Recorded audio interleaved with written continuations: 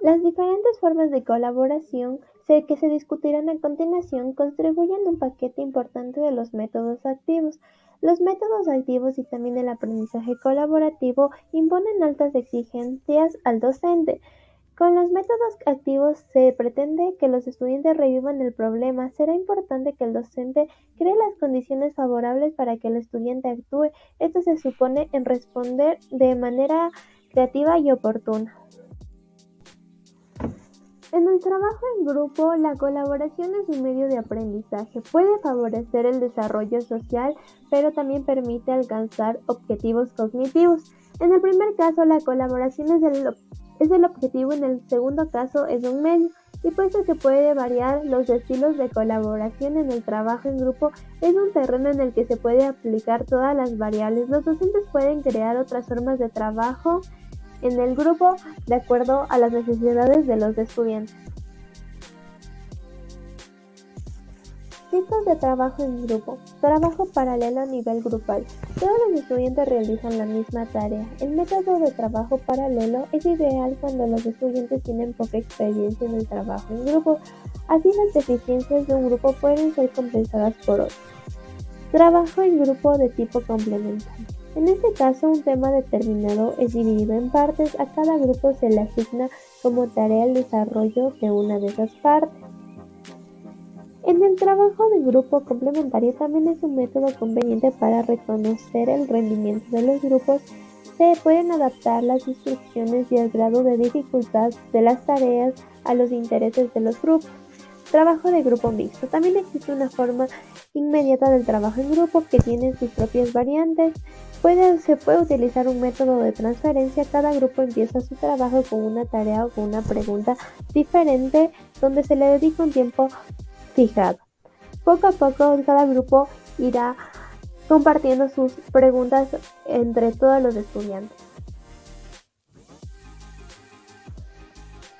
Trabajos en grupo según su duración. Trabajo en grupo de corta duración. En este tipo de trabajo es común se lleva a cabo por lo general durante un determinado periodo de la clase, una actividad común.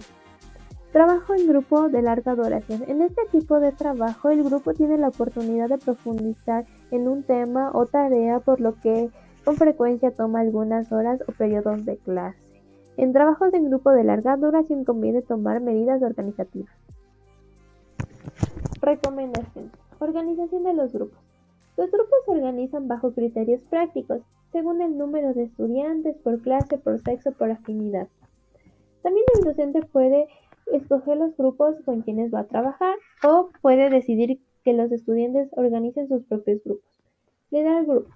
Cada grupo designa su líder. El líder es el responsable de la ejecución de la tarea, la coordinación entre los miembros.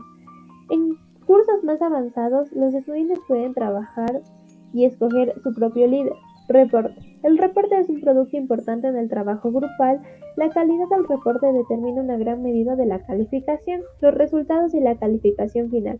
En el trabajo de los grupos es importante el producto final. Sin embargo, cuando los objetivos son abiertos, también es muy importante considerar todos los trabajos que se realizaron durante el proceso, tanto cognitivos, afectivos y motrices. Hola, soy Mika y a partir de este momento empezaremos a ver cuáles son las variaciones del trabajo en grupo. Como primer punto tenemos a la lluvia de ideas. Este es un método utilizado para aportar opiniones sobre un tema o asunto. Además, la lluvia de ideas estimula a los participantes a usar su imaginación y a ser creativos. La lluvia de ideas contiene un procedimiento específico. Como primer paso tenemos el planteamiento del problema. Aquí el docente o el estudiante podrá plantear una pregunta o problema y este será anotado en un cuaderno, en un pizarrón o en un dispositivo electrónico. Como segundo paso, la lluvia de ideas o asociación libre. Cada estudiante tiene la oportunidad de aportar sus pensamientos, opiniones, impresiones o soluciones al problema o preguntas planteadas. Como tercer paso tenemos la organización de un esquema. Este paso se da después de la fase de la lluvia de ideas. Aquí se organizan todas las ideas y soluciones aportadas de manera estructurada. Estas son organizadas de acuerdo a ciertos criterios, como el grado de aplicabilidad, la eficiencia, aspectos positivos o aspectos negativos. Y como cuarto punto tenemos el tamaño del grupo. Para que este método tenga éxito, es deseable que el grupo no sea mayor a 2 estudiantes. El trabajo en parejas. Una de las características principales es que el trabajo en parejas facilita que los dos educandos o estudiantes se apoyen entre sí. Además, es un método muy útil para el docente, ya que le aligeran las actividades de corrección de trabajos.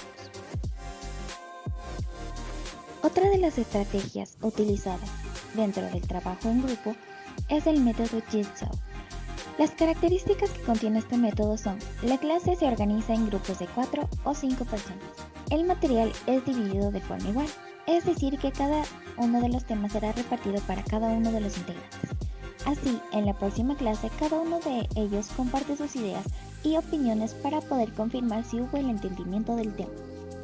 Lo esencial del aprendizaje basado en problemas es que los estudiantes adquieren e integran conocimientos, actitudes y habilidades solucionando situaciones problema. Mediante esta estrategia llegan a entender mejor la causa del problema y mejoran su capacidad de búsqueda de soluciones. El aprendizaje basado en problemas es un método de enseñanza que cumple con las características de un poderoso entorno de aprendizaje, es decir, un aprendizaje que es autocontrolado, activo, acumulativo, constructivo y cooperativo. El estudiante individualmente realiza un estudio detallado del problema, investigando y analizando información relativa al tema en artículos, publicaciones por Internet, etc. Para cumplir el ciclo de aprendizaje se debe tomar en cuenta estos siguientes pasos. Paso 1. Aclaración de términos y conceptos confusos. Paso 2. Definición del problema. Paso 3. Análisis del problema. Paso 4. Inventario de las diferentes explicaciones. Paso 5. Formulación de los objetivos de aprendizaje. Paso 6. Búsqueda de información adicional fuera del grupo. Y paso 7. Síntesis y evaluación. En las características del aprendizaje basado en problemas son 3. La primera, aprendizaje basado en problemas facilita la resolución de los mismos, es decir, el estudiante aprende a seleccionar información de una amplia variedad de fuentes y luego la organiza. 2. El aprendizaje basado en problemas es autocontrolado y activo. A partir de la propia experiencia y de los conocimientos previos, el estudiante hace preguntas sobre el tema en cuestión y la situación que confronta. 3. El aprendizaje basado en problemas es cooperativo. Los estudiantes trabajan en pequeños grupos, es decir, que mediante este método también desarrollan habilidades sociales. Tipos de tareas según la naturaleza del problema. Dependiendo de los conocimientos y habilidades que el estudiante posee, se le puede asignar varios tipos de tarea. Por ejemplo, explicación del problema. La tarea consiste en buscar una explicación del problema planteado. Por ello, el estudiante deberá analizar y explicar el problema utilizando las reglas y principios ya aprendidos. Estrategias de confrontación. La tarea consiste en confrontar a los estudiantes presentando una situación problema sobre la cual tienen que reflexionar. Discusión sobre el problema. El propósito de esta tarea es desarrollar el pensamiento crítico de los estudiantes, dando una posibilidad de opinar y defender su opinión. Tarea de aplicación. Una tarea aplicada se espera que el estudiante aplique esta información aprendida en nuevas situaciones concretas. Y estudio tarea.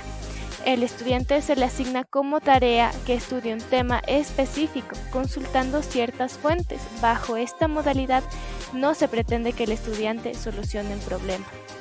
En las recomendaciones se dice que el docente debe tomar en cuenta que la tarea primeramente está relacionada con los conocimientos previos y las experiencias de los estudiantes. La tarea tiene que motivar a los estudiantes. La formulación de esta tarea tiene que ser breve y además que debe tener aplicabilidad en la realidad. Además que procura que la tarea sea interdisciplinaria y que la tarea tiene que plantear una situación actual. El juego alternando los grupos. Este se organiza en grupos de 4 o 5 personas con alta heterogeneidad de rendimiento. Además, los estudiantes trabajan los contenidos, se interrogan y aclaran ellos mismos sus dudas, para que así en la próxima clase a otro grupo le toman como un tipo de lección, pero en realidad es una forma de aprender jugando. También podemos encontrar lo que es el juego de roles y el juego de simulación. La mayoría de las veces se suele confundir el juego de roles con el juego de simulación. A continuación les presentaremos las diferencias de cada uno de ellos. El juego de simulación. Para llevar a cabo este juego es necesario empezar con una parte introductoria. Es por ello que se dará una introducción o breve reseña sobre la actividad que se llevará a cabo. Con respecto a los papeles, se formularán ciertas condiciones y requisitos. Este juego responde a varios objetivos cognitivos, mientras que el juego de roles es un juego de identificación de personajes.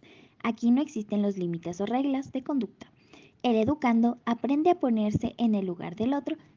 El método de estudio de casos consiste en la discusión grupal de casos y situaciones reales. Esto favorece el desarrollo del pensamiento crítico, basado en la resolución de problemas.